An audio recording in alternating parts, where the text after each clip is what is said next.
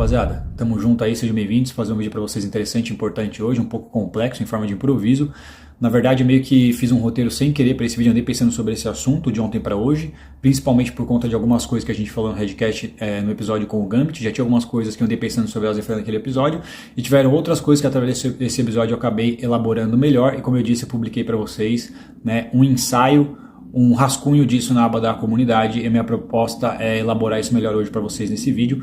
Vocês sabem que alguns psicólogos eles vão dividir o cérebro em algumas partes principais, até alguns filósofos também que se aventuraram a falar sobre isso também chegaram nessa mesma conclusão, né? Essas pessoas, sejam grandes escritores, teóricos e tal, que se aventuraram a falar sobre o cérebro humano e funcionamento da psicologia, chegaram numa conclusão parecida em dividir, né, a psicologia, o comportamento humano em três principais níveis ou camadas. O Freud ele é o que mais se destaca, ele vai descrever que a psicologia, o cérebro funciona em três principais níveis, que ele chama de inconsciente, pré-consciente e consciente. Tá? Porque o que acontece é que assim como o cara que ele usa, por exemplo, alguma droga, cigarro ou álcool para fugir da realidade, chega uma hora que ele vai bater num teto e ele vai precisar de doses cada vez mais cavalares para continuar alimentando esse vício que pode ser traduzido em forma de sinônimo, nesse contexto que eu estou explicando para vocês, também como viés de confirmação.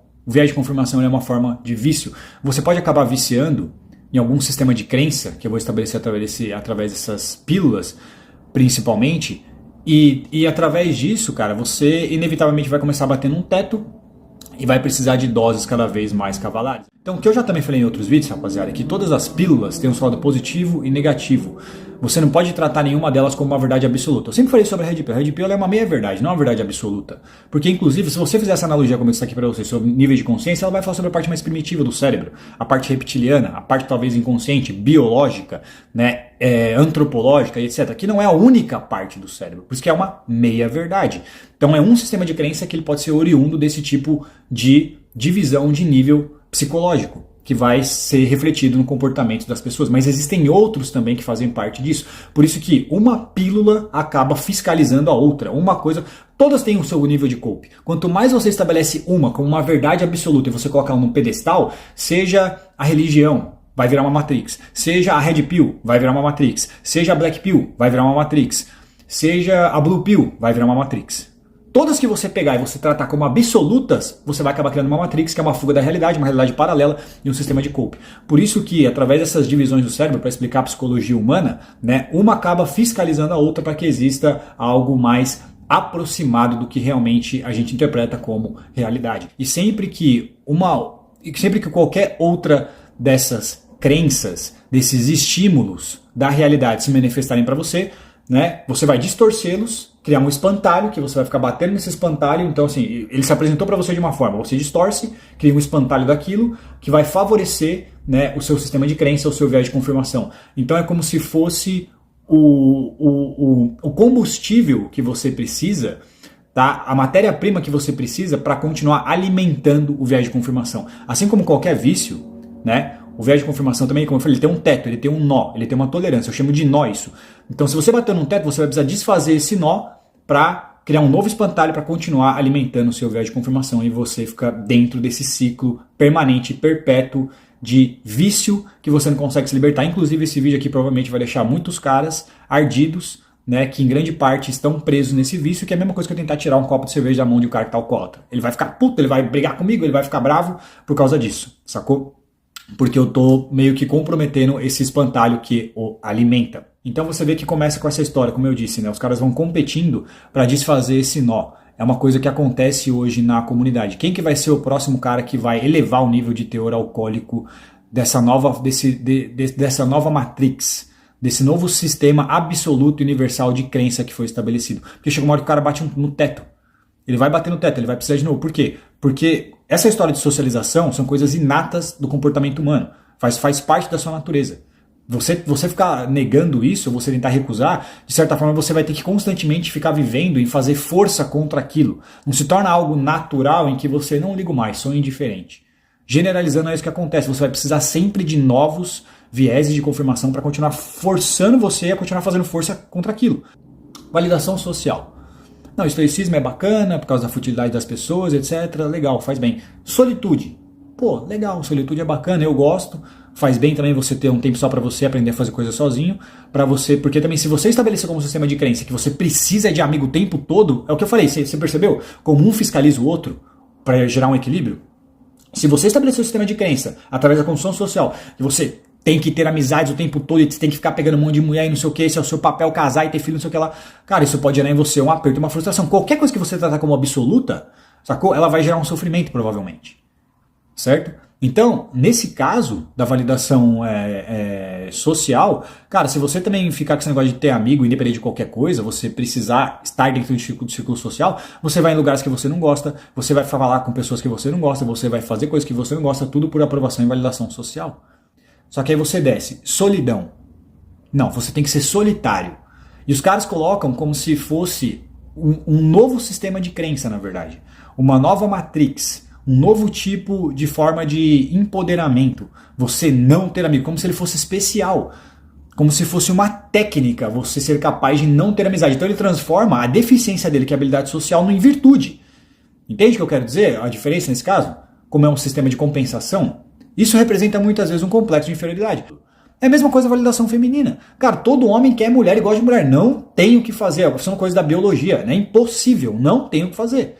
Entendeu? Então ele vai precisar de um novo argumento, um novo viés de confirmação, uma nova mirabolância criativa que algum produtor de conteúdo estabeleceu para ele continuar se abastecendo e conseguir viver sem validação feminina. Ele precisa de alguma coisa para continuar fazendo. Pô, bati num teto, não está mais o suficiente. Tá, uma nova teoria, desbloquear uma nova camada para esse cara agora mais uma vez. Puta, agora sim. Mais uma dose cavalar agora para conseguir lidar e fazer essa força contra a validação feminina. É a mesma coisa que acontece com o caso de validação social e amigos, que eu falei. Começa estoicismo. Ah, não dá. Aí vem solitude. Também não dá, não. Tem que ser solitário. Aí chegam os caras do nível que começam a falar em quê? Suicídio. Começa a falar em se desligar completamente. Cara, nenhuma pessoa, cara, bem-sucedida chegou nessa conclusão. Seja para você ter qualidade de vida em qualquer nível, carreira, se evoluir profissionalmente. Ninguém chegou na conclusão de que, sabe de uma coisa? A melhor coisa para o ser humano é ser solitário. É a melhor coisa que existe, cara. Para você desenvolver, para o autodesenvolvimento e investimento pessoal, a solidão ela é muito boa. Ninguém chegou nessa conclusão, cara. Sacou?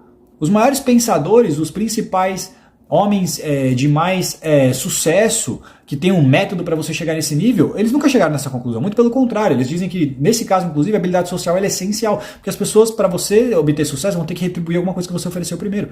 Ninguém vai dar as coisas para você de graça, cara. Então esse negócio de eu acho que eu mereço isso, sacou? E eu mereço essa mulher, eu mereço esse dinheiro, eu mereço esse emprego porque eu sou assim e eu acho que eu mereço aquilo, ninguém vai entregar nada para você se você não oferecer primeiro, cara. Você tem que desbloquear o gatilho da retribuição nas pessoas e para isso você precisa oferecer.